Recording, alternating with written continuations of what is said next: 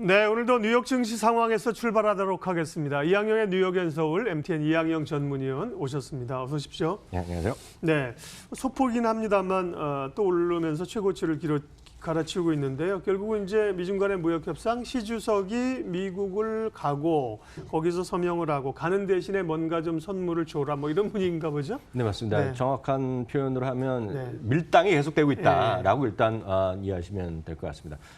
지금 10월부터 해갖고 지금 그 1,250억 달러 상당에 대해서 이제 관세가 지금 부과되고 있는 거 아닙니까? 근데 이 부분을 좀 원상복구해라. 뭐 이런 얘기가 지금 핵심으로 지금 알려지고 있습니다. 그래서 이제 중국 측에서 먼저 좀 얘기했고요. 미국 쪽 언론에서 이제 기대감 갖고 아침엔 좀 더 강한 모습 보이다가 미국 쪽에서는 아직 확정된 바 없다라면서 약간 좀 한 발 빼는 이런 쪽이니까 전형적 밀당이라고 표현할까요? 네. 그런 것들이 현실적으로 좀 이루어지고 있다라고 저는 이해를 하고 있습니다. 그래서 그런가요? 물론 많은 사람이 기대를 하는 것도 사실인데요. 이 트레이드 파이낸셜 같은 곳에서는 투자자들한테 대한 레포트를 보내면서 물론 페이즈 1, 즉 1단계에 대한 협상의 기대감 높아져 있는 건 사실인데요. 이 부분에 대해서 너무 이걸 갖고 확대 해석해서 올인하는 것은 지금 자제할 필요가 있다. 그러니까 약간의 이제 경고의 목소리도 여전히 있다라고 보셔야 되겠고요. 3대 지수는 다 괜찮았고요. 상대적으로 보면 오늘 시장이 괜찮아지다 보니까 금값만 오늘 좀 내렸습니다. 금값은 한 3주 만에 최저 수준까지 떨어졌고요. 실제로 보면 한 1.6% 정도 떨어졌고요. 은가격은 한 2% 중반 정도까지 오늘 떨어졌습니다. 그것은 상대적으로 안전자산에 대한 선호도가 약간 떨어지는 그 정도 보셔야 되겠고요. 금값이 내려보니까 또 반대되는 개념이 달러는 조금 반등하는 그런 정도 모습으로 이해하시면 전체적인 큰 틀은 이해하실 것 같습니다. S&P 500은 계속 달려가다 오늘 모처럼 좀 브레이크가 걸리면서 조정 약보합이라고 보는 게 정확하게 맞을 것 같습니다. 예. 0.12% 내려갔는데요. 나스닥은 조금 올랐고요. 다우지수는 어제 이어서 사상 최고가입니다. 다우지수는 아시다시피 뭐 대표성이라기보다는 제일 오래된 지수라니까 그런 의미가 있겠고요. 아시다시피 딱 30개 종목으로 산정됩니다. 그래서 30개 종목도 일단은 그냥 보여지는 가격이 중요하거든요. 그렇기 때문에 비싼 주식이 영향이 큽니다. 오늘 다우지수가 나름 더 조금 강한 것은 바로 한 종목 때문에 그런데요. 바로 보잉 때문에 그렇습니다. 보잉은 아시다시피 지금 400달러 올해 450달러까지 갔다가 지금 떨어질 때만 320, 30까지 떨어졌습니다. 737 맥스 때문에 떨어진 건데요. 지금 보시면 여러 가지가 있어 있는 상태에서 지금 이런 거죠. 지금 그 CEO가 오늘 의회에 출석을 했습니다. 그래서 의회 가면 좋은 소리 나오겠습니까? 뭐 이건저런 얘기하고 뭐 언제 제대로 하냐 이런 얘기하면서 예. 이런 와중에 넌 돈도 그렇게 많이 벌을 수 있냐 이런 얘기가 당연히 나오는 거죠. 그러다 보니 제가 말하면서도 약간 우스운 거가 이 사람이 그럼 2019년 보너스를 안 받겠다 얘기했거든요. 그거 갖고 올랐다는 얘기거든요. 그러니까 그만큼 얘기가 별로 없는 거죠, 실제로 보면. 그렇지만 그런 것들조차도 호재로 인식되면서 오늘 2.5% 올라갔거든요. 그러면서 기대감, 이제 내년에 대한 기대감이 내년에 언젠가 풀리지 않겠느냐.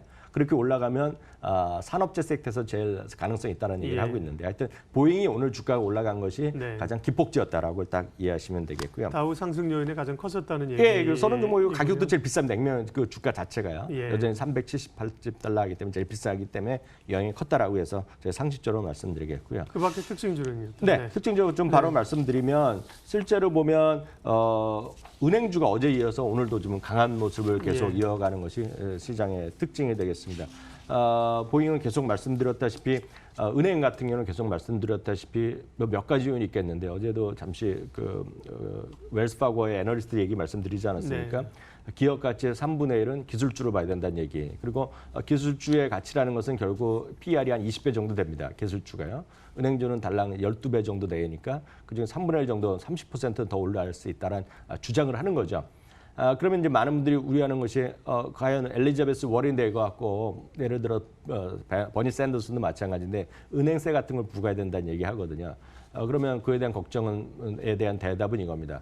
올라갈 확률은 30%, 여력은 30%인데 은행세가 붙더라도 한 3, 4%의 하락이라는 거죠. 그렇기 때문에 상당히 가능성이 있다는 얘기를 하는 거죠. 그래서 이 사람은 너무 적극적으로 보는 거 있지만 그런 상태에서는 많이 떨어져 있다라 보셔야 되겠고요. 또 하나의 주장은 이겁니다. 또 하나의 주장은 지금 성장주 같은 거 워낙 달려왔다는 얘기죠. 그렇기 때문에 지금 저평가된 주식들, 그리고 그게 바로 경기 민감주입니다. 그래서 흔히 얘기해서 산업재, 소재주 이런 것들이거든요. 그래서 임의 소비재에서 일부가 해당되고, 그러니까 경기 민감주에 대한 그러니까 상대적으로 덜 올라갔던 주식 중에 하나가 은행주기 때문에 그런 은행주에 대한 것들도 좀 관심을 줘야 된다는 그런 다양한 의견이 있다는 걸 살펴보시면 되겠고요. 그런 관점에서 은행업종 오늘도 다시 한번 사상 최고가를 갔고요. 여기에 이제 대표적인 주식인 JP 모건이나 그 뱅크 오브 아메리카 같은 것들이 고점을 향해서 가고 있습니다. 그 밖에 특징주로 보면 어도비부터 말씀드리겠는데요. 어도비는 아시다시피 많은 사람들이 포토샵이라든가요, 방송이나 영상 편집할 때 있는 프리미어 시리즈를 다 만드는 곳입니다. 역시 구독 서비스가 히트가 하고 있는데요. 기대 이상 실적과 2020년에 어닝 가이던스를 올리면서 오늘 주가 훅 올라가는 모습 보여줬습니다. 우리나라도 있는 소위 프리미엄 버거죠. 쉑쉑 버거가 오늘 동일 점포 매출이 생각보다 안 나왔습니다. 2.5% 정도 나올 거로 예상했는데 2%밖에 안 나왔고, 내년도에 일부 점포를 대규모 이제 그 리노베이션하면서 문을 닫고 작업한다 이런 얘기를 하면서 내년에 대한 실망감 이러면서 오늘 주가 무려 20%나 급락한 것이 특징이 되겠고요. 예. 올해 대표적인 IPO가 뭐 연초부터 계속 기대했다면서 실망감을 준 거가 우버와 리프트인데요. 우버는 어저께 적자가 확대됐다는 것이 나오면서 오늘 또 다시 9% 떨어지면서 뭐 사상 최저, 뭐 올해 최저나 마찬가지지만 최저 부분을 계속 가고 있습니다. 상장할 때 비하면 정말 뭐 많이 빠졌네요. 예. 그렇기 때문에 올해 IPO가 망했다는 얘기를 많이 하거든요. 예, 그리고 IPO에서 그나마 지금 살아있던 것이 비욘드 미트였는데도 네네. 요즘 재미없는데요. 번스타인 증권에서는 그럼에도 불구하고 시장 수익률을 초과로 투자 의견을 상향했습니다. 오늘면서 주가가 2~3% 반등했고요.